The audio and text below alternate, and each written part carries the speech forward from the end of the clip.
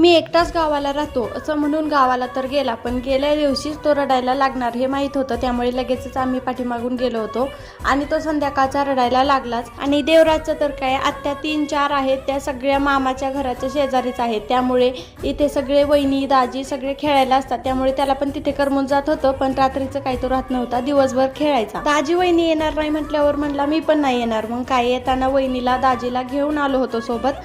आणि इकडे बघा, सकाळीच गेलो होतो शेतामधून आल्यावरती गरम गरम भाकरी बनवायला घेतल्या होत्या आणि भाजी पण बनवली होती. घरामध्ये भरपूर चिल्लर पार्टी झाल्यावरती दिवसभर हे नाही ते बनवणं तर चालूच राहतं.